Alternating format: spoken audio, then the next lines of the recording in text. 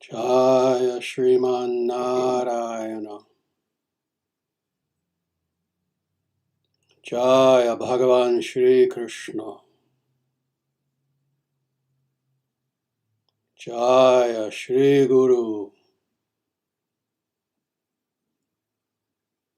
Sanatana Dharma Jayate. Dharma Rashtra Jayate. Victory to Dharma. Om Hri Om.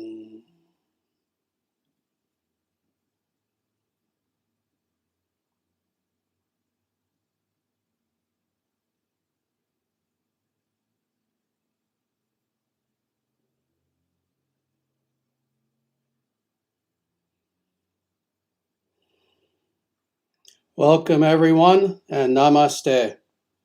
It's absolutely wonderful being here with you again on this Monday for our weekly live stream satsangha. And as I mentioned to people the last two sessions that we were together and when we were doing the Isha Upanishad, I mentioned to people that today would be a little bit special. We were going to be doing something quite different today. And as you can see from the description, indeed, I'm not going to be so much commenting from a specific verse from the Vedic scriptures. There will be a little bit of that, but again, not in depth at all, just in the course of my talk. But rather, I'm going to be giving what is actually, truthfully, practically speaking, a very important talk. And that is what is the nature of strength. And I'm going to be speaking about this both in a philosophical sense, but also in a very, very practical sense. As you can see from the title of this very talk itself, be strong. It's an imperative, it's emphatic, and this is something that indeed we are meant to do as followers of Sanatana Dharma. We are meant to be strong. But again, I don't want to get ahead of myself. This is going to be what I will be speaking about for the totality of our session today. So I would ask that everyone please not ask questions. We are not going to be taking any questions whatsoever today, just to let you know.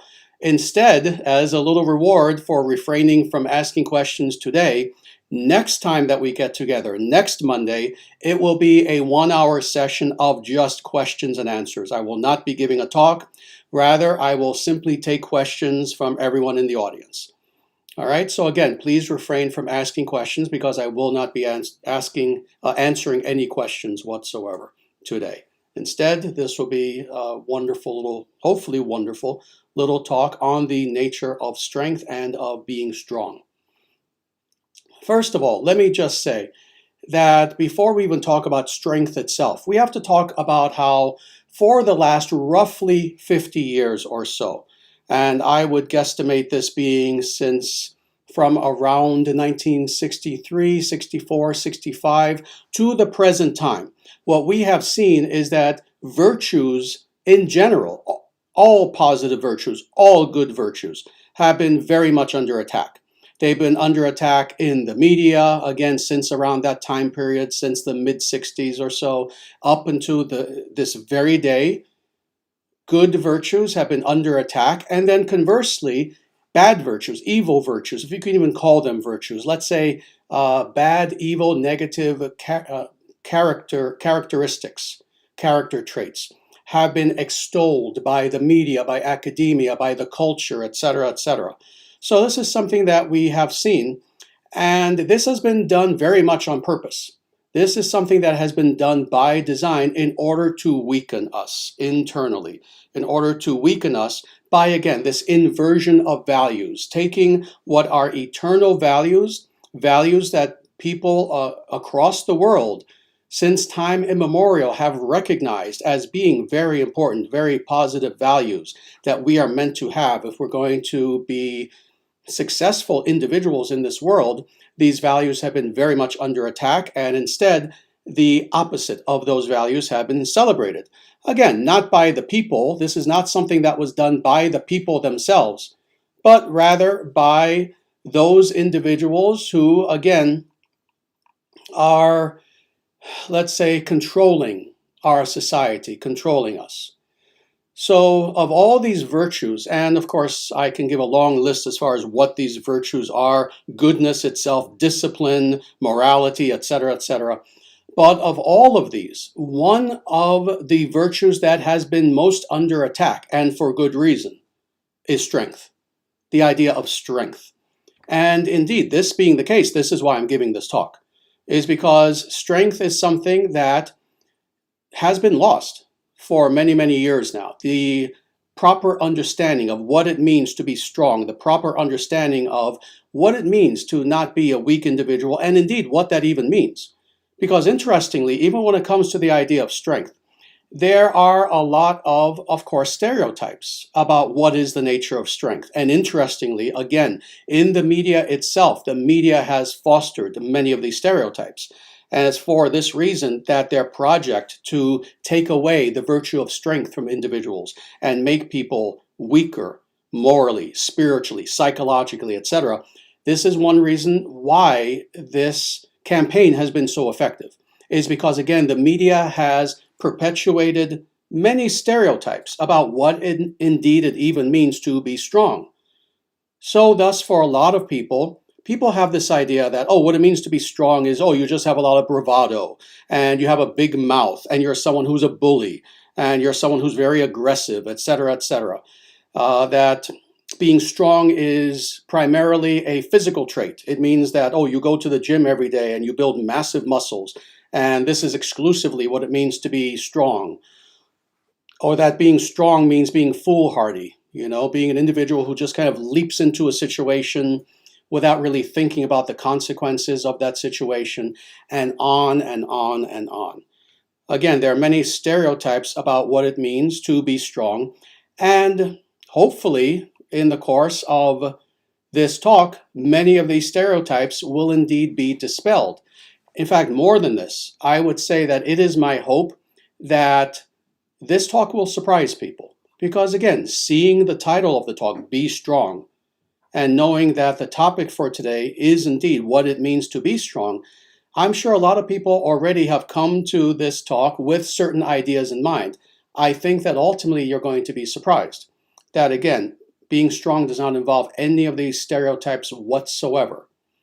In fact, before I go further, actually, as a nice illustration to show what is actually meant by strength, and how, again, strength is not merely a matter of being aggressive, being a foolhardy person, just kind of jumping in and just being very angry all the time, and simply physical strength, that what it means to be strong is necessarily you are a soldier or a warrior or something like this. In order to dispel some of these myths, let me tell a little story. And this is a story that is rather well known, but it bears repeating nonetheless, because it actually illustrates very nicely some of these stereotypes about strength. Well, as the story goes, there was indeed a warrior. There was an individual who, in his personality, very sadly, unfortunately, he kind of incorporated a lot of these stereotypes of what it meant to be a strong person. He himself had this idea that what it meant to be a strong person was that indeed you were aggressive all the time, you were angry all the time, you pushed people around, etc., etc. You always got your way, and that's what it meant to be strong.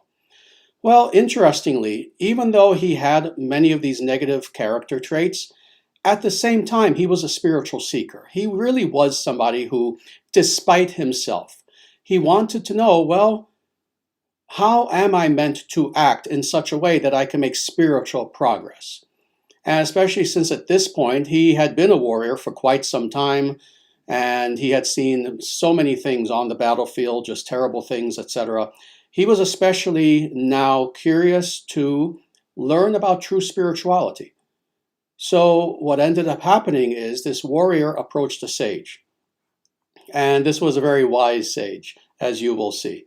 But the warrior approached this sage, and sadly, rather than approaching the sage with humility, and rather than speaking to the sage, again, in a very humble way, in a very kind way, he just kind of demanded from the sage, "Oh, sage, listen, you're smart. I want you to tell me something. What is the path to heaven, and what is the path to hell? Let me know. What is the path to heaven, and what is the path to hell?" And as he says this to the sage, in again, a very aggressive sort of way, the sage, of course, is just sitting there very calmly, barely reacting, very calmly, very peacefully, in a very meditative state. Well, when this warrior finishes asking his question to the sage does something very unexpected. Unexpected to the warrior, unexpected to everyone, except for the sage. He stands up, he approaches the warrior, he comes very close, and without anger in his face, without any anger in him whatsoever, he comes up to the warrior and he spits in his face. And then he goes back a little bit. But he's still standing there right in front of the warrior. He spits in the warrior's face. At that, the warrior quickly and immediately loses his temper. He is infuriated. Who does this person think he is? He says to himself. And immediately he grabs his sword and he is about to strike the sage. And without batting an eye, in absolute peace, the sage says to the warrior, "Thus, sir, is the path to hell."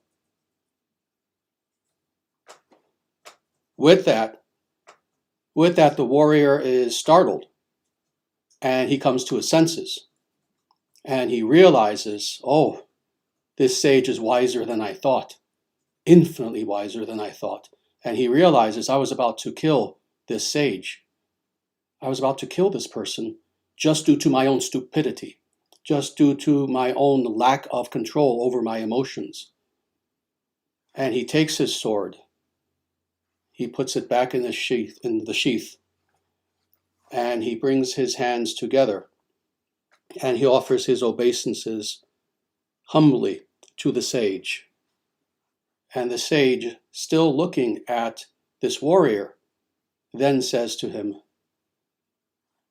"And thus is the path to heaven." Beautiful story. But what is the point of this story? The point is that that warrior thought he was strong. And in a way he was. He was aggressive. I'm sure he was a great warrior in battle. But as a man, as a person, as an individual who really was striving toward nobility, even besides himself, even despite himself, he was not strong. He was not strong. And why? Because he had no self-control, because he had no control over his emotions, because he had no control over his mouth.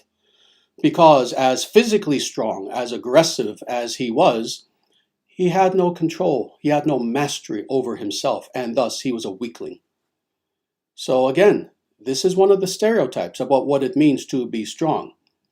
Now, in being strong, does this also include the physical? Of course, it includes everything as we go on with this talk, as you will see. Being strong means being strong in every single aspect of who and what we are. It includes the physical, certainly, as much as you can. It includes the mental, it includes the emotional, it includes especially the spiritual. But it includes everything. So again, this warrior finally realized, this is true strength. True strength means controlling myself in such a manner that now I am truly noble and strong. All that being said, sadly, very sadly, our people are now weakened beyond recognition. People, due to, again, both the stereotypes about what it means to be strong, but also the systematic program to weaken our people by the powers that be, by the media, by government, by the culture, etc., etc., etc., have left us in a weakened state. And when I say weakened, again, it includes all these categories that I mentioned. It includes the moral. We are morally weakened as a people. And I'm not going to go very in-depth into what I mean by that now, because I will a little bit later. But morally, we are weakened as a people. Psychologically, we are weakened as a people. Thus, we are deprived of that healthy self-confidence that we need in order to strive, in order to have success in every way in this world. We are weakened spiritually. Very much so. Spiritually, we are weakened to the point where indeed we feel that there is this disconnect now between ourselves and God, between ourselves and the gods and goddesses, between ourselves and Dharma, the natural way, between ourselves and our very own ancestors, those individuals who preceded us, who were wise individuals. We feel that there's a disconnect that is there now, that was not there previously. So thus, in every way, sadly, this task, this program, demonic program of the last 50 years, it's been successful. For the most part, among the masses. Of course, that's not to say that there aren't individuals who are indeed still strong. There are many individuals today who still are strong individuals in every sense of that word. But for the most part, our people, our culture, our society has become weakened. Now we have to restore that virtue of strength among our people. If indeed we are to usher in a golden age, if indeed we are to help our people from being emotionally, spiritually debilitated, and if our people individually and as families and as societies are going to grow and prosper in every way, both materially and spiritually, we must now again foster positive, healthy strength in the way that I'm about to speak of. All that being said, this is something that I have stated in the past, but that very much bears reiterating. And that is that this path that we are on, this path of Sanatana Dharma, it must be understood by all those individuals who are following Sanatana Dharma and those individuals who maybe are just beginning to learn about this path. Sanatana Dharma is a path that celebrates strength in every single aspect of our lives. Again, it is so sad that since the 60s, this is another stereotype that has come about now specifically about the Vedic way, about yoga specifically. And that is that yoga is a path that encourages weakness, that encourages effeminacy, that encourages, let's say, the soy boy mentality. That is not true. That was not true. And if it is true to some limited degree, it is only since, again, the 1960s and individuals sadly having fallen for that false propaganda. Sanatana Dharma, yoga, meditation, being on the spiritual path toward knowing ourselves and knowing God is a path that is meant primarily, actually exclusively, for the strong. And that being the case, Sanatana Dharma itself is a path that is equipped to make us strong. Again, as we will see as this talk continues. Because as we go on, I'm going to get very practical about how do we become strong. If we're not strong now, how do we become strong? If we're strong to some degree, but we know that we can become stronger, how do we do that in our everyday life? That will come a little bit later. But first, as always, philosophy. As people know, even when it comes to the practical, first we have to start with the philosophical as the important underpinning of understanding the practical.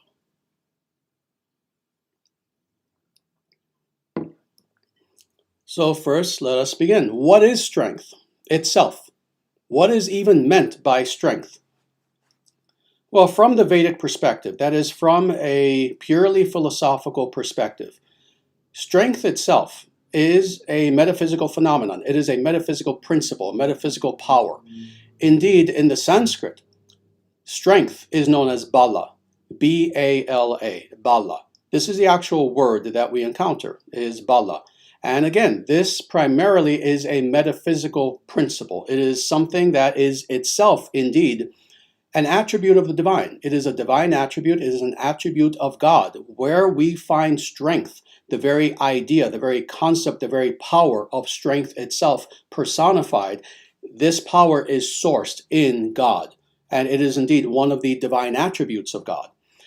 You know, you've heard me talk about this quite a bit, actually, and the reason why is because it's crucial to understanding God, and that is that God is that being who is the possessor of an infinite number of auspicious attributes that are unfolded to an infinite degree. That is God. That is the nature of God. So he is a being who has indeed divine attributes. How many divine attributes? As I just said, an infinite number of auspicious divine attributes. And to what degree? Infinite. This is the nature of God. Well, one of these attributes is indeed strength. So thus, the very originating source of this power, of this concept, of this attribute is found in God himself. So again, when we encounter individuals who have been infected by, sadly, 1960s sort of thinking, and they're afraid of the very idea of strength. They think that strength is itself something that is something that is a negative and is meant to be avoided. No, strength comes from God. It comes from God. And thus, because God is strong, we are meant to be strong. Now, as an interesting little scriptural, let's say, proof of this, let me read the following. This is from the Vishnu Purana, and this is Parashara Muni, who makes this statement, talking about specifically only six of the divine attributes of Bhagavan. Bhagavan is one of the names of God. And Bhagavan, very specifically, in accordance with this definition given by Parashara Muni in the Vishnu Purana, Bhagavan means the possessor of these bhaga, these six attributes. So let me read this to you, and this is from Vishnu Purana 6:547. All right, and that being said, the verse is, Bhagavan means he who possesses these six opulences in full: all affluence, all strength, all influence, all wisdom, all beauty, all renunciation. So thus, again, this is what Parashara Muni says in the Vishnu Purana. So thus, he is confirming here that indeed strength is one of the divine attributes. This is one of the attributes that we find in God. Now, interestingly, from a metaphysical perspective, actually from a metaphysical/ontological perspective, that is talking about divine ontology, talking about the nature and attributes of God, all right, we can understand this, that of course God is strong to an infinite degree, and strong, again, in every single sense. Not merely strong, meaning, oh, he can lift planets with his pinky. Again, one of the stereotypes, one of the visuals that we tend to come up with when we try to think of the strength of God. But no, God is infinitely strong in every way, and that is primarily in who he is, in his personage. He has strength. And again, as we go on, it will be explained what is meant by that very specifically. But how does this apply to us as what are called jivatmans in the Sanskrit? That is, individual atmans who find themselves presently in illusion within the material world. How does this apply to us, these divine attributes of God, and specifically strength? Well, interestingly, what are considered to be attributes for God are virtues for us, become actually virtues for those of us individuals who find ourselves in the material world. So as we know, there are many virtues. I mentioned a few of them, actually. Beauty is a virtue. Compassion is a virtue. Kindness is a virtue. Wisdom is a virtue. And, of course, strength itself is a virtue. Well, interestingly, these attributes of God, they also are attributes for ourselves as well. We also have these attributes of God, not all the attributes of God. There are some attributes that God has that necessarily apply to God alone. So, for example, omnicompetence, omniscience, omnipotence, omnipresence, etc. These apply exclusively to God. But most of the attributes, many of them that God has, we also have. Strength also being one of them. However, of course, this is the problem.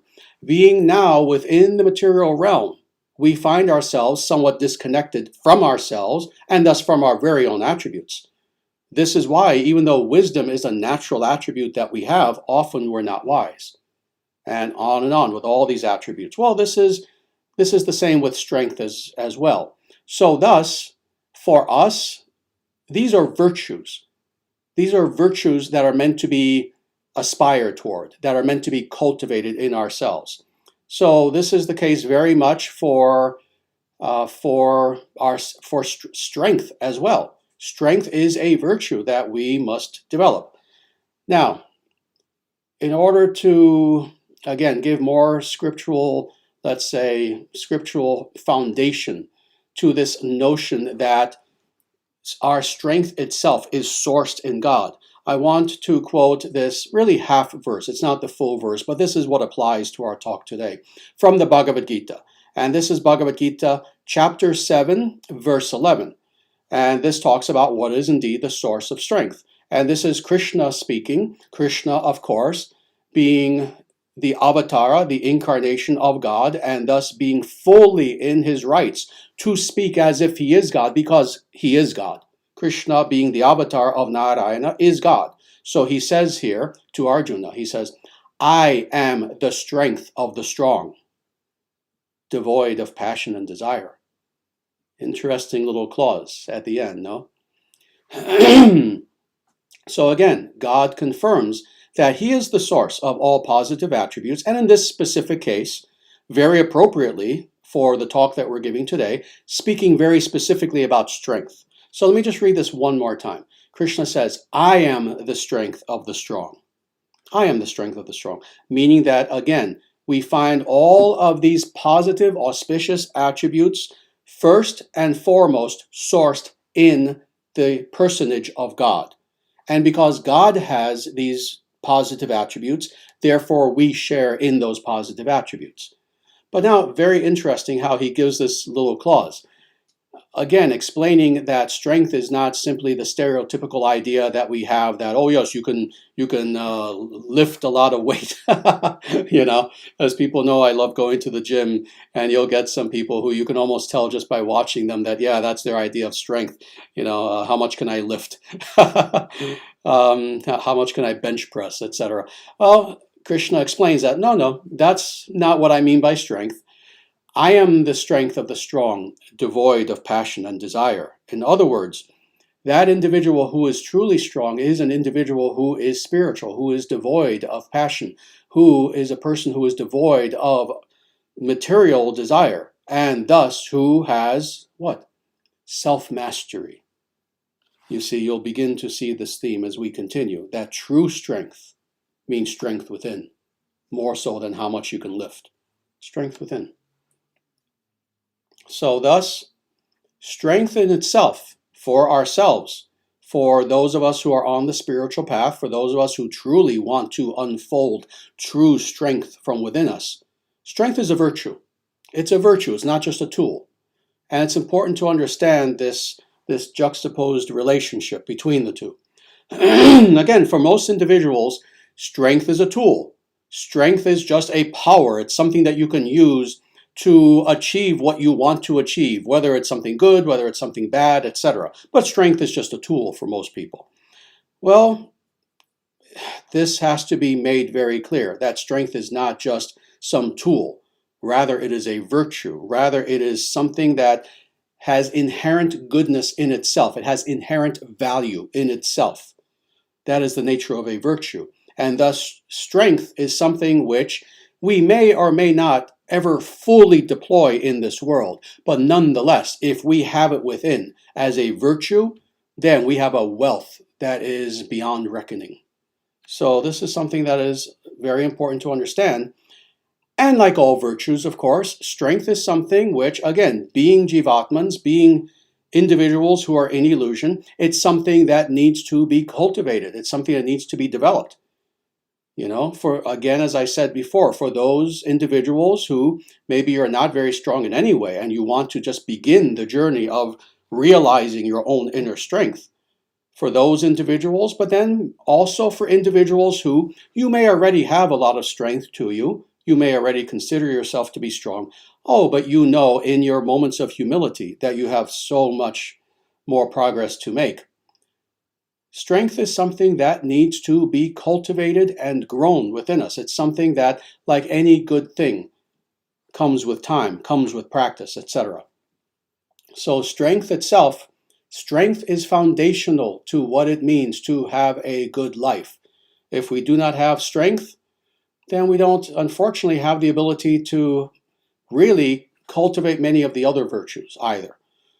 And this is why it's interesting how of all the various virtues that we have the ability to acquire, all the other virtues, including compassion and beauty and on and on and on like this, strength is foundational. All the other virtues are interestingly empowered by strength, because in order to cultivate any positive thing, you need to first and foremost have the strength within you to then give yourself the self-mastery and the discipline to then cultivate these other principles.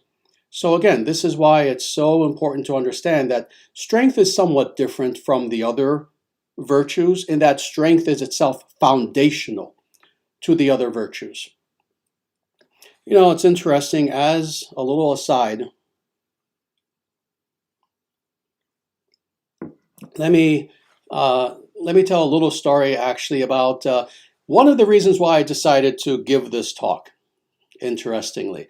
I live in Omaha, Nebraska. This is where our temple is. This is where the headquarters of the International Sanatana Dharma Society is. And we're not just in Omaha, we are in what is called West Omaha, and in fact, the area of West Omaha that is called Millard. It's interesting. Millard, like 45 years ago, it used to be a separate city, but it was gobbled up by Omaha. So now it's, on the one hand, considered to be part of Omaha, but on the other hand, those of us who live here, no, we still consider Millard to be something distinct, something separate, actually. But as a result of that, Millard itself has its own separate school district, separate from Omaha, even though Millard is officially part of Omaha. And the school district itself actually is a very good one. It's one of the best school districts in the nation. Many people don't know that. I believe at least at one time it was in the top 10 best school districts in the entire nation. But it's interesting how, maybe 2 years ago, 3 years ago, roughly, the Millard School District started this campaign, and it was a very simple one. And it was called Be Kind. Be Kind. They created bumper stickers and posters, and they put this on their letterhead. And it was a whole campaign that was started by the Millard School District. And I'm sure with the idea that, there was probably a lot of, for example, bullying going on.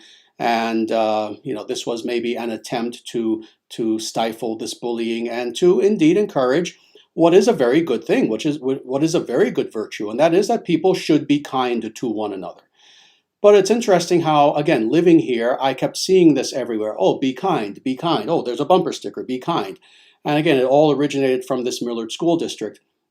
And as I saw this, while on the one hand recognizing that, yes, this is a positive thing, children, indeed should be encouraged to be kind, among many other virtues. They should be wise as well. They should be many things. I remember thinking about this and thinking about how, is this really, let's say, the most important, the foundational virtue that a school should be encouraging, merely to be kind? And then I realized that actually, again, the foundational basis of really many of these virtues is actually to be strong. To be strong. And again, getting back to what I was speculating as far as, why would this school district do this? Again, I would imagine that there were probably many bullies who were bothering innocent children and, harming children, etc., etc. I remember thinking to myself, but the thing is, these bullies are not strong. They're weak. They are weak. And in actuality, just like with the story I told a little while ago of that warrior who he thought he was being strong, in actuality, he was being weak internally, morally, psychologically, etc. In the same way, the very foundation itself of being kind is that you need to be strong to be kind. You see, if you attempt to be kind from a position of weakness, you're not really being kind, you're engaging in self-preservation. Rather, what takes true strength is to be an individual who, yes, maybe physically you're bigger than other people, you're stronger than other people, you have a lot more going for you, let's say, than other individuals, and yet, despite all that, you have the strength of self-mastery, of self-discipline, of self-respect, such that you choose of your own accord to not abuse your strength, and to instead, with All people you encounter around you, especially the innocent people, nice people, good people, you choose to be kind. So thus, strength is the very foundation even of kindness. True strength, healthy strength, spiritual, moral strength is indeed the foundation of kindness. Weakness is not the foundation of kindness. So again, as I contemplated this, this was one of the instigators, not the only instigator by far, but it was one of the instigators that years ago made me think to myself, be kind, be kind. No, that's very nice. But actually more important, be strong. Be strong. So thus the title and the content of this talk that I'm giving you today. Now, all of this being said, I want to talk now about a little bit more practically. As you'll see, this talk is going to become more and more practical as we go on. So now a little bit more practically. We dealt with the metaphysics of the virtue of strength. Now I want to talk a little bit about some of the traits of strength. In other words, what does strength actually look like in an individual who is strong? And what are some of the personal traits that should be cultivated by a person who wants to be either strong or stronger?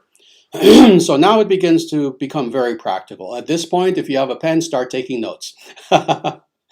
So I'm going to mention just a small number of these things because the truth of the matter is, as far as the traits of strength, there are dozens and dozens and dozens and dozens of them. But of course, I don't want this to be a 5-hour talk. So instead, I've only picked what are some of the more important of these traits of strength. The first of these is a sense of dignity, a sense of self-dignity. It's interesting, when you encounter a truly strong individual, again, not someone who's all mouth, not someone who just bloviates, who just, has a loud mouth, etc. No, an individual who is truly strong within, an individual who is morally a strong individual. What you encounter is a person who has dignity. They are an individual who, when you encounter them, you're not fearful of them. You respect them. And there's a difference. Again, the big mouth, you may or may not be fearful of. Truthfully understanding that it's just a big mouth, you have no reason to be fearful of the person. But you may or may not be fearful. But that's not actual strength. Rather, when you encounter someone who is truly strong within and without, what you are encountering is somebody who has dignity. That is, you encounter this person and you respect them. You understand, oh, this is someone who I must take seriously because this is someone who is not just strong, they are strong from the inside out. They are an individual who, as I like to say, if a crisis arises, that's the person you have confidence in. That's the person toward whom you traverse because you know that, yes, this is someone who they have dignity, they have that inner strength. So such an individual, for example, expresses themselves with very strict etiquette. A person who is strong and has dignity, they're not a person who curses all the time. They're not a person who is rude in any way. Again, the opposite of the bully. Rather, on the contrary, they're courteous. They speak like an educated person. They speak as someone who they are in control of themselves and of their mouth. So they are a person with dignity. That's the first trait that I want to speak about. Another trait that I want to speak about that is crucial for a person if they wish to be strong is quietude. Quietude.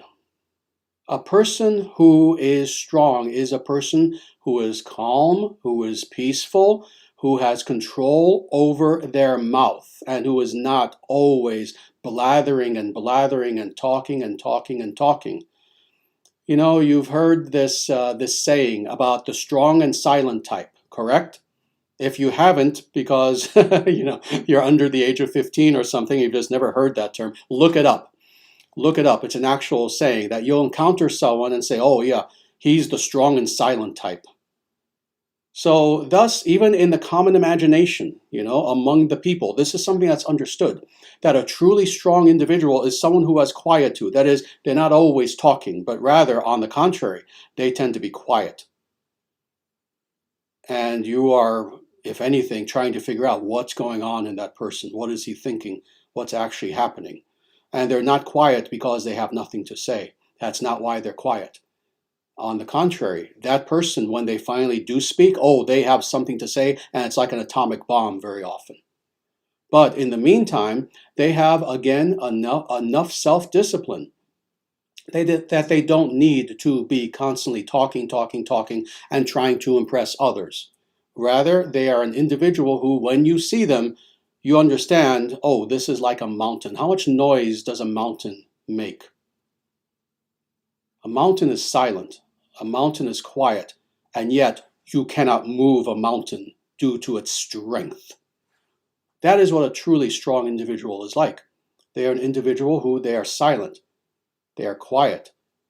And yet that's the person who, when push comes to shove, that's the person to look to for leadership because they have true strength. A strong individual has self-respect. They have self-respect. And what does this mean? This means that they see themselves, not egotistically, but very realistically, they see themselves in accordance with the truly positive talents and attributes that they have. They acknowledge the fact that they are worthy individuals, that they are good individuals, that they are worthy of respect. But again, it's not something that is egotistical, rather it's a healthy sense of self-respect. It's interesting. This is, again, one of the thousands, probably, of stereotypes about spirituality, is that people very often, that what it means to be spiritual and to have humility is that you lose all sense of self-respect, including healthy self-respect, and that you just see yourself as, a terrible person, etc., etc. No, that's a mental debilitation. That's a mental illness, actually. If you see yourself in such negative terms that you're practically paralyzed to action, that is not something that is spiritually a positive thing. Rather, in, again, a healthy way, with humility, seeing yourself and yourself situated in the world and in relation to others in a very objective way, you simply acknowledge your positive attributes in the same way that you would acknowledge the positive attributes of someone else or someone else. You do so in a detached manner, and thus you have self-respect. And truthfully, respect for all beings, but including for oneself. So very important. Another important trait of what it means to be strong, and this is found specifically in the Yoga Sutras, sthiti. What this means is stability. Stability. Part of what it means to be a strong individual is that you are stable, and stable in every sense. Today, of course, because we live in an adharmic, that is an anti-dharmic environment, what we have found is that so many people who we have encountered around us are the opposite of stable. They're the opposite of stable. First of all, internally, their mind is not very stable. They don't have the ability to just rest the mind, focus the mind on one thing. Rather, the mind is jumping from one thing to another. And as a result, their interests, their tastes, everything about them is very unstable, and they can't just settle on something. Well, stability is one of the hallmarks of spirituality. And when you find that an individual is the opposite of that, the opposite of stable, and that instead they have a mind that is truly like a wild monkey, like a crazy, overactive, over-energetic, over-passionate little monkey, what you find is an individual who is in misery. You find an individual who has a nomadic mind, and thus in real life is probably nomadic as well. So thus you find a lot of individuals who, again, they don't have this stability. And, we encounter people like this all the time. Every 6 months, they're living someplace else. Every 6 months, I'm living with these roommates now. And, I'm leaving there and now I'm moving somewhere else. And, I'm going to a different state, and on and on. They literally become, in their everyday life, nomadic because internally they don't have that stability that is there. Well, part of what it means to be strong is indeed, like I was saying about the mountain metaphor, you are like a mountain and you have the stability of a mountain. That is strength. That you yourself cannot be moved by anything but truth. It is truth that motivates you to action and nothing else. Nothing else. Not, oh, saw something on my phone. Oh, that sounds interesting. Let me go there. Oh, saw something on the internet. Oh, I just had an idea. Let me do this. Let me do. And you kind of jump 100 times a day from one thing to another without stability. That is weakness. That is the opposite of strength.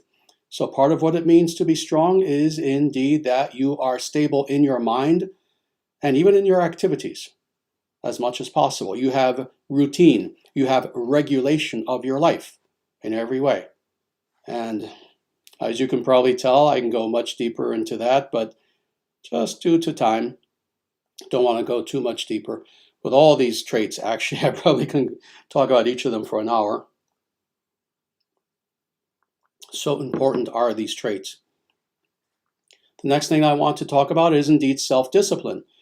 This goes along with the lack of stability, but self-discipline is something which, positively speaking, we know is crucial if an individual wishes to be a yogi, if an individual wishes to be spiritual, a yogi, a sage, a spiritual practitioner, and for that matter, if you just want to be successful in any way, in life itself, even materially, what to speak of spiritually, even materially, if you wish to have success, you have a business, you have, you're in college, you're studying something, etc., etc. Anything of importance that you wish to achieve, you have to have self-discipline. Not that someone else disciplines you externally, but you discipline yourself. That is, you have the ability to set goals for yourself. You have the ability to say, oh yes, this is what I wish to do this day. I just created a to-do list. And I created it, not just a to-do list, but it's in order. Most important, second important, third most important, etc. And what it means to have this self-discipline is that you will achieve that list to the best of your ability. And let's say by the end of the day, oh, you didn't finish the last thing. Well, you add that thing as number one to your list for the next day. And in this way, you have that self-discipline, that strength of self-discipline to achieve anything in life, either spiritual or material. And this leads directly to the very next trait of strength, and that is self-mastery. Self-mastery. You know, in this world, it has been said that one is either a master or a slave. And that pretty much is indeed the case. One either is a master or a slave, unbeknownst to one. In other words, you may think that you're not a slave, but if you're not a master, then you are. If you are not the master of specifically yourself, so thus we're talking about self-mastery. If you are not the master of yourself, it is guaranteed that you will be a slave of that which is not self.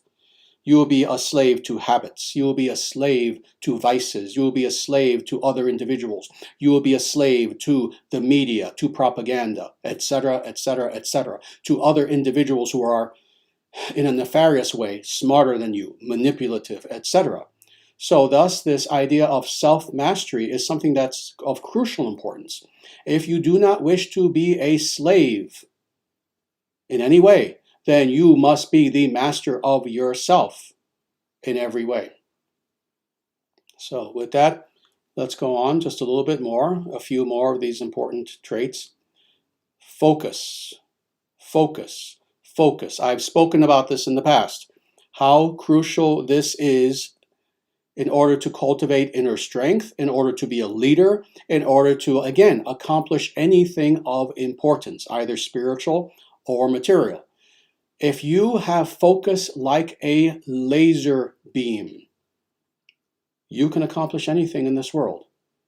And how do we know this? We look at the leaders of the past. We look at those individuals in the past who indeed were very well accomplished, who did truly amazing things, and in every field.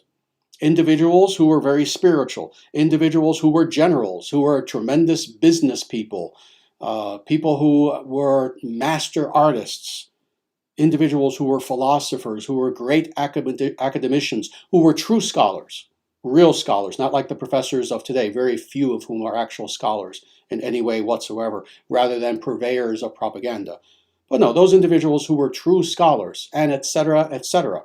All these great people of the past, they had focus like a laser beam. In other words, quite literally, if you can envision what I'm doing with my hands, that there is my goal, and all of my attentive awareness is going toward that goal, not anything outside of that goal. That is focus. And with such focus, you can accomplish anything. This is a trait of strength. If you don't have such focus, don't call yourself strong. Indeed, if you don't have one of these traits that we're speaking about and that we're continuing to talk about, you cannot consider yourself strong. You may physically be strong. You may physically be able to lift a lot of weight. I guarantee you an elephant can lift more than you. So physicality alone, again, is not enough. Rather, it's these traits that we are talking about right now that are the determining factor as to whether you are strong or a weakling. And focus is one of these. If you don't have focus, develop that focus. Let's go on a little bit more. Awareness. Awareness is another trait of strength that makes an individual strong. This is something that is of extreme importance. Awareness. And what does this mean? This means that a strong individual is aware of all things at all times that are within the purview of his senses and mind. Sometimes people call it situational awareness. It is also called buddhi in Sanskrit, where we get also a similar word Buddha, that is awareness, being aware of all things. This is one of the important aspects of strength, and this is the reason why.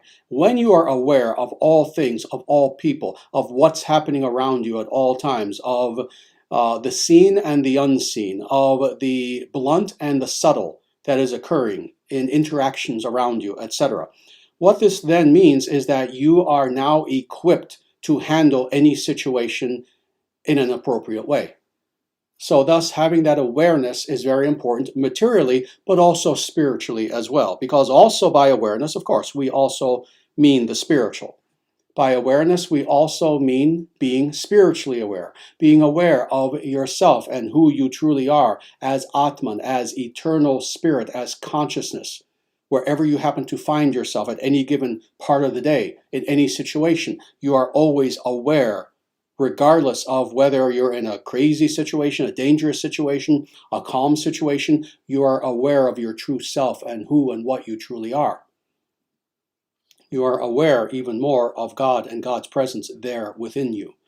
And indeed, that awareness of God's presence itself empowers you and thus makes you strong. So awareness is another very important trait for strong people. Renunciation. Renunciation. Now this is an interesting one. The reason why I say it's an interesting one is that, again, for those individuals who personify the stereotypes of what it means to be strong without actually incorporating true strength within them, they would probably laugh at this. Renunciation, no, what it means to be strong is I want to conquer, I want all things unto myself. Well, what is interesting is that by renunciation, first of all, of course, we mean a healthy renunciation. We don't mean an artificial, let's say, renouncing of the material world as something evil. No, what it means is that we are not addicted to externals. We are not addicted to the things of this world. What it means is we recognize that, oh yes, I have wealth. Oh, that's good. Yes, I'll use it appropriately. Oh, I have some fame. Oh, okay, I'll use that fame appropriately. And on and on. We recognize all of these positive things as tools that we can use, but we're not slaves to them. This is what is meant by renunciation. And more. In order to be renounced, in order to indeed have wealth, have fame, have strength, have any of these positive things, and to not be affected adversely by them, to not, again, be their slave rather than their master, what does that take? It takes strength. Those individuals who are not capable of renouncing, of being, of renunciation, those individuals are themselves weak. They don't have the strength. It takes strength in order to say, yes, I have all of this, all of these tools, and yet I'm not going to abuse them. I'm not going to be addicted by them. I am not going to be their slave. I am going to be their master, and I'm going to use them appropriately and with laser-like precision for good. This takes a self-mastery that in itself is a manifestation of true strength. So renunciation is itself something that belongs only to the domain of the strong. Courage. Courage is another very, very important trait. Very important trait that strong people must have. And what is meant by courage is, again, not foolhardiness, not the idea that, not in a bravado sort of way that, oh, I'm not scared of anything. Oh, let anything come my way and I'm just going to stand there and face it. And yes, oh, here I am with a stick in my hand and here's an army of 10,000 warriors, with M16s and, oh, it doesn't matter. I'm not scared. That's a fool. That's a fool. That's not someone who is wise. That's not someone who is destined to manifest his fake strength for very long. That's not the sort of courage that we're talking about. Rather, what is meant by courage is indeed, even in the face of experiencing fear. Experiencing fear, because yes, I know that this is something that I must do. It is the right thing to do, and I'm experiencing fear because, oh, this is something somewhat dangerous. And dangerous meaning either physically or, oh, I could lose something of importance. I could look like a fool or something. And I know that this is the right thing to do, but I'm a little bit fearful. You muster that courage to do the right thing nonetheless. This is what is meant by true courage. Again, not the bravado of a fool, but rather the courage of a yogi, the courage of a sage, that regardless of anything, you do the right thing. Finally, the last trait that I want to speak about, and this is the last trait of strength very specifically, is something that also is extremely important. And that is a form of tenacity, of perseverance, of persistence in the face of all things. In other words, this quality that we must cultivate in ourselves, that we never, ever give up, no matter what. We never give up. We have to have that tenacity, that if we are on a positive path, if we are attempting to accomplish something, the goal of which we know is dharmic, the goal of which we know is beneficial, that it's something that will benefit us, that will benefit others, that it is a righteous goal, etc. We have to have a tenacity. We dig in with our fingers to our goal and we do not let go. We are persistent. We persevere to the very end. And above all things, we don't give up. We don't get sidetracked. We don't get distracted. We don't lose heart, lose hope, and say to ourselves, oh, this is too hard. Oh, I've realized it's too hard. I just don't think I can do this. No, nonsense. It's not too hard. If it's something that you planned, that you formulated, that you thought about objectively, logically, reasonably, you created a plan, and you know that, yes, I can do this.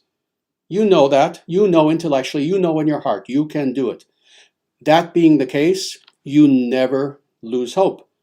And again, it goes together with what I was saying before about focus. You have a focus like a laser beam. You focus on that goal and you let nothing distract you. So tenacity, perseverance. This is another very important trait of what it means to be a strong person, a strong individual. Very good. Now, let's go on a little bit more. As I promised you, this is going to get more and more and more practical. So now it's going to become extremely practical. How do I become strong? How does an individual become strong? Again, let's say either you don't see yourself right now as a strong person at all, or maybe you are strong, but you know that you can be stronger, or you know that there are certain areas in your life where, oh yeah, I'm very strong when it comes to this, oh, but not so much with this. Let's say, oh, I'm very strong when it comes to accomplishing things in this world. Oh, but then sticking to a spiritual path, doing spiritual practice, etc. Oh yeah, I need some help there. In any case, how do we do this? How do we become strong? Number one, the first thing to understand is that being strong is something that is a holistic and integral process. In other words, it's not that we can really, to be truly strong people, it's not that we can be strong only in one aspect of our lives. So again, the person who thinks that, oh, what it means to be strong is just going to the gym every day and having physical strength, but you don't have strength in any other aspect of your life. No, we have to necessarily cultivate strength in every single aspect of our lives. And what does this mean? This means we have to cultivate psychological strength, emotional strength, physical, moral, spiritual strength, etc. So first of all, let me talk about these things a little bit, about these various aspects of strength. First of all, psychological strength. Indeed, this is something that we have to develop as much as possible. What does that mean? We have to have a strong mind.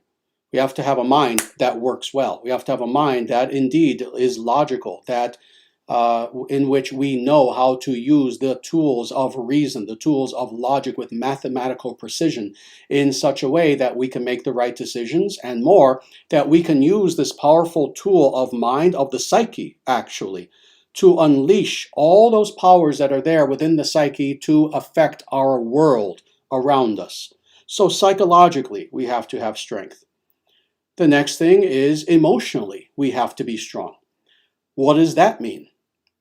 It means we have to have complete control over our emotions. Complete control over our emotions. And as I always have to explain, I always have to have this caveat and explain this to people. It is not that we are to become emotionless. That is another stereotype about the spiritual person. That they are a rock. That they're just a rock. They express zero emotion. You can tickle them and they're just a rock. No, that's not what it means to be in control of one's emotions. That's not what it means to be a spiritual person in control of one's emotions. Rather, what it means is indeed to have the ability to separate ourselves from our emotions and to understand them. So thus, when there are actual positive emotions, we're experiencing love, real love, not lust, but real love. We're experiencing joy, we're experiencing happiness, we're experiencing elation, etc. Well, those are emotions that are a positive thing. They feed us, actually, interestingly. You know, yogically, even Ayurvedically, such emotions are considered to be something that are healthy for our constitution. But now speaking about the negative emotions, speaking about fear, about anger, about, again, envy, all of these negative things that occur. These are the emotions especially that we are to have absolute self-mastery over. And what does that mean? That means that we are to understand them for what they are, non-existent things. You see, they are there, but they are there in the same way that, that the images on a movie screen are there. Oh, you can sit there and watch a movie. You can't say, oh, I'm not watching a movie. No, you're watching a movie. There are images that are on the screen. But are those images actually happening? Are those scenes actually happening? No, of course not. You acknowledge I'm watching a movie, but at the same time, you understand that it's not real. It's not real in any way whatsoever. In the same way with negative emotions, you must acknowledge when the negative emotions are there, but at the same time, you can't take them seriously. At the same time, you have to transcend them. You have to understand that negative emotions especially come and go. Right now, something may have happened to you such that you are furious to the point where all you can see around you is red and fire, and the next day, it's gone. The next day, not only is it gone, but you may realize, oh, what I was furious about? Oh, I guess I made a mistake. Sorry. I thought something was the case and I was mistaken. It was an illusion. It was an illusion. So thus, in this way, we are to have absolute control over our emotions, and in that way, we have emotional strength. Physical. Now, dealing with the physical. Indeed, physical strength is one of the important components of what it means to be strong. As much as it may seem like I was, kind of denigrating physical strength, no, I'm not. I'm simply putting in their place those individuals who think that physical strength is everything and that's it, just physical strength. No, physical strength is part of the whole. And we are indeed to become physically strong. If one is strong in all of these other ways, but not physically strong, then the very physical frame by which you are attempting to be a moral person, a spiritual person, etc., that very frame itself is weak. So this is why, for example, in the yoga system, it's understood that in order to even be a truly spiritual practitioner, you also have to be healthy.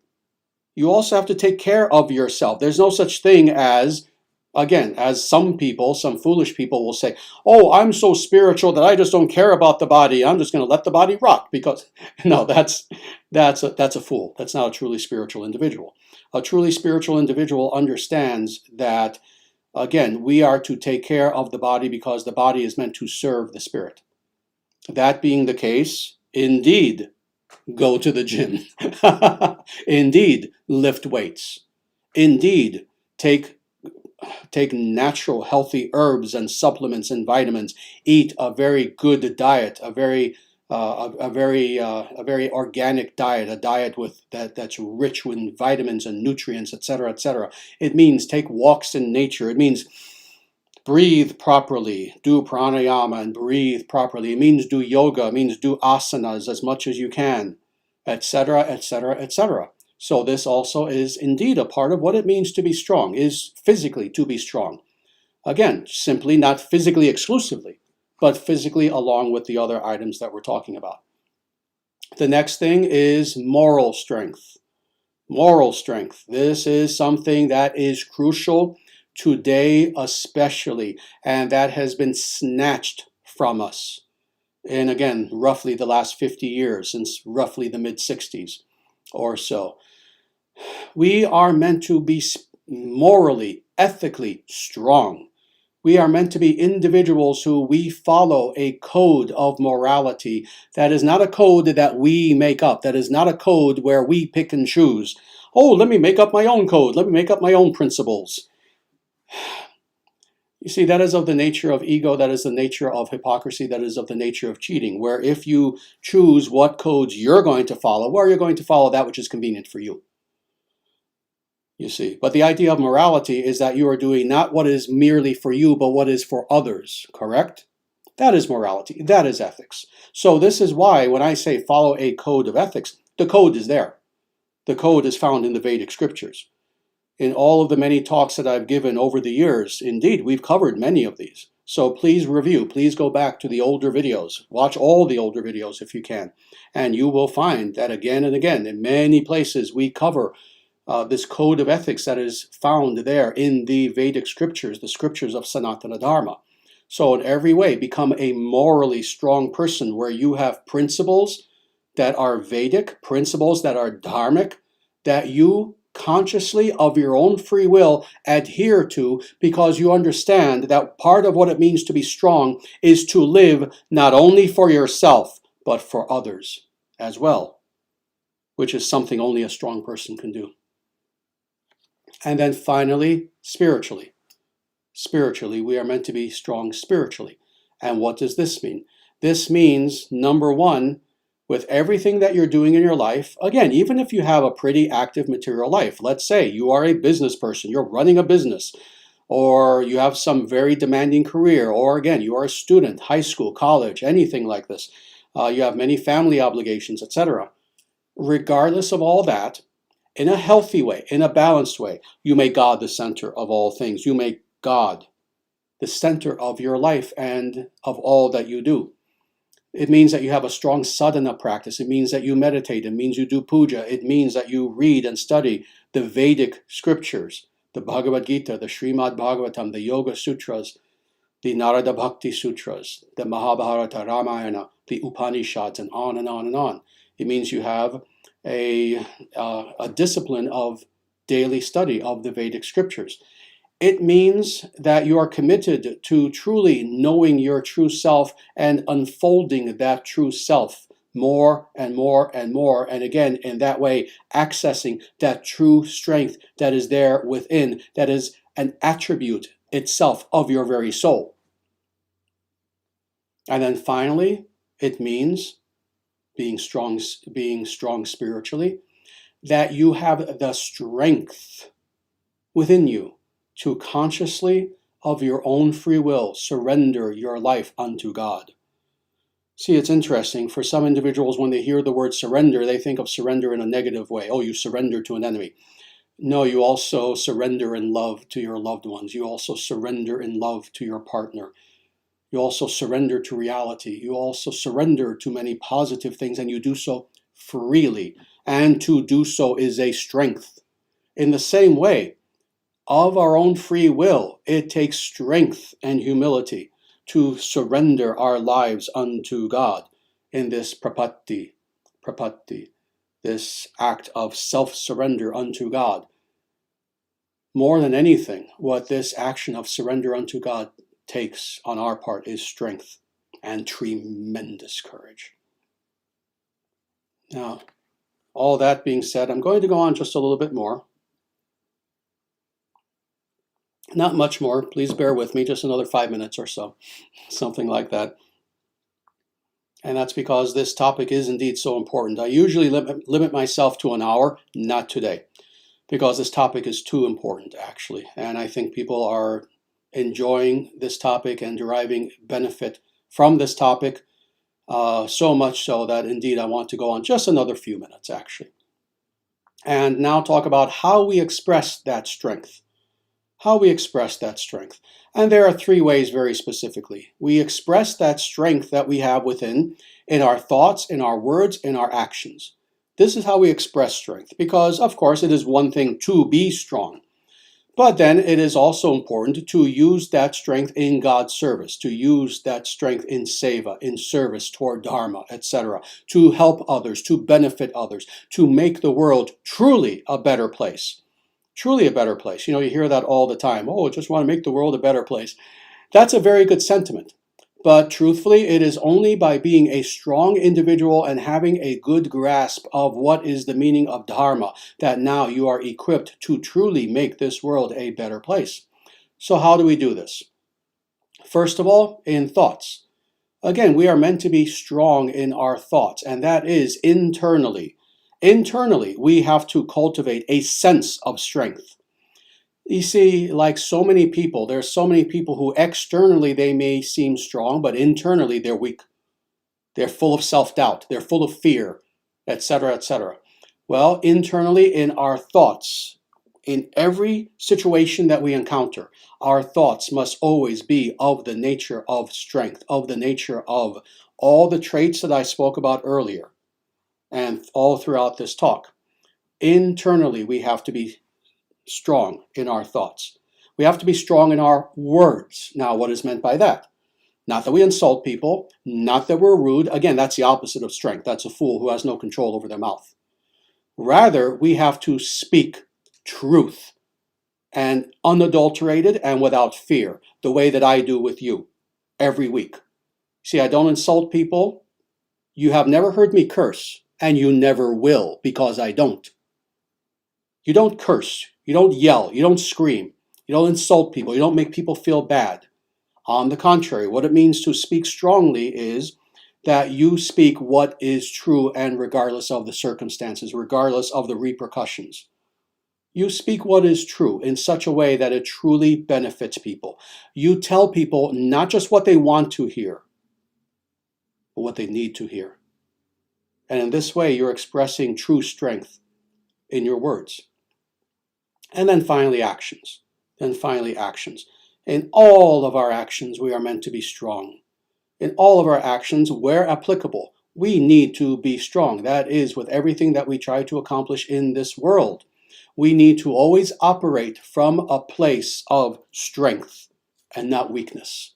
If we operate from a place of weakness, not only are we doing a disservice to ourselves, but it's interesting, very often as a way to justify their weakness. Very weak individuals will say, well, no, I'm just acting this way because, I'm trying to be helpful to people and I'm trying to this and that. No, in actuality, you're helping no one. In actuality, you are weak because you are weak. You are speaking weakly because you are a weak individual. The truth of the matter is, in all of our actions, we are to be strong and to operate from a place of strength. Now, all that being said, just a small number of other things that I want to mention. And again, we're going to end within just a few short minutes. A few more things. Part of also what it means to be strong is never be part of the herd. Never be part of the herd. Never be what's called an NPC. Never be an individual who just goes along to get along, who just goes along with the program because they are scared to death of standing out and doing the right thing. Never go along with the herd. If the herd happens to be going in the right direction, well, that's good. But very often they're not. And when they are not, you make sure that you're going in the right direction despite what the herd is doing. Another thing that I want to say is part also of what it means to be strong is to be non-addicted. If you see yourself as a strong person, but yet you are addicted to things that you know you should not be, you are addicted to smoking, you are addicted to alcohol, you are addicted to drugs, including smoking weed, which is a drug, you're weak. Don't be weak. Don't be addicted to pornography, having to watch pornography all the time. No, do not be addicted to this. Do not be addicted to video games. Video games are an addiction that do not help you, that rather debilitate you. As much as pornography and drugs. Do not be addicted to video games, to pornography, to drugs, to alcohol, to cigarettes, to anything that is a negative, to anything that you're using as a crutch to escape reality, and especially spiritual reality. Part of what it means to be strong, you are addicted to nothing. You are in absolute control of who you are and what comes into your senses, what you eat, what you smell, what you see, what you hear, what you feel.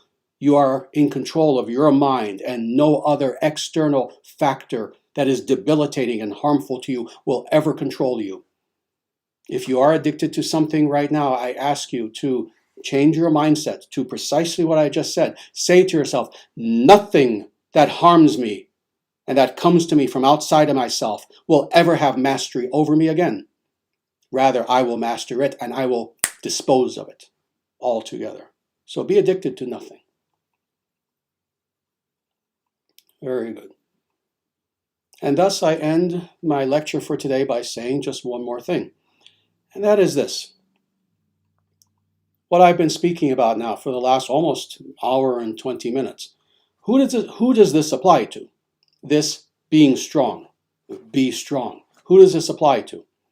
Does it apply merely to warriors, merely to soldiers, merely to individuals who are destined to do great things in this world and start empires, etc., etc.?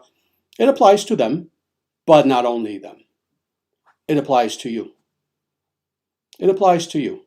If you are watching me right now, and especially if you are an individual who you consider yourself to be a serious follower of Sanatana Dharma, and you are someone who you have dedicated your life, you wish to dedicate your life to something higher than just the immediate, to something higher than just what is the latest garbage that the media throws at you as entertainment, etc. If you are someone who truly wants to fulfill your destiny spiritually and within this world, everything that I've just spoken about applies to you.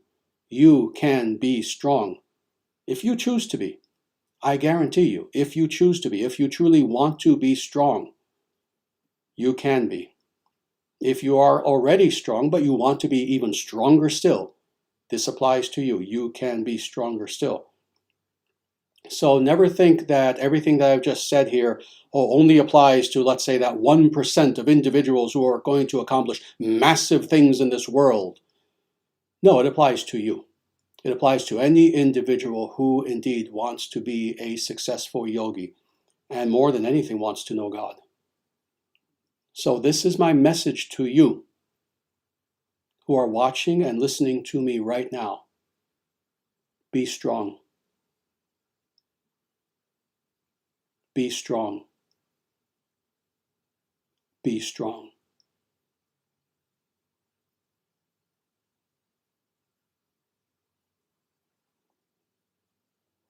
Very good. And that ends my talk. With that, again, I thank you so much for being here. Very quickly, if you have not subscribed to this channel, please do so. I hope, as you've seen, there's some very valuable information here. You want to subscribe, you want to click on to the bell so that you get notifications. I ask you that you please visit our website, dharmacentral.com. When you're there, please join our email list, and you'll receive periodic little announcements about new books of mine that are coming out and other announcements like that. I ask you while you're there also at dharmacentral.com, please look at our books. I have quite a few books that are written. There are many, many, many, many more that are coming out in the future. But please take a look at our books. Please purchase our books, especially Sanatana Dharma, the Eternal Natural Way, Living Dharma, the Dharma Manifesto, etc. There are quite a few books that are there. Also, if you consider yourself to indeed be a serious follower of Sanatana Dharma, and you want to be personally aligned with this movement that is presenting this information to you, the International Sanatana Dharma Society, please consider becoming a tithing member of the ISDS. You can do this for $5, $10, $1,000 a month, whatever you wish, any amount. We leave the amount up to you. But in that way, you help us to continue to bring messages like this to the world. But also, just personally, you feel that happiness of knowing that you are aligned with the ISDS and with myself as the spiritual teacher of the ISDS. So please consider becoming a member when you can. Again, to remind people, very soon, within a week or two, my next book is coming out, my newest book, Introduction to Sanatana Dharma. We will announce on all of our venues as soon as the book is available for purchase, but please look out for that. And with that, we will end here. I hope that you will join us again next Monday, where, to remind you, next Monday, it will be 1 hour of questions and answers. Nothing else. I won't be giving a formal talk of any sort. So with that, I hope you can join us then. Thank you again for being here, and namaste. Jaya Shriman Narayana. Jaya Bhagavan Shri Krishna. Jaya Shri Guru. Sanatana Dharma Jayate. Dharma Rashtra Jayate. Victory, victory, victory to Dharma. Evam Bhavatu. May it be so.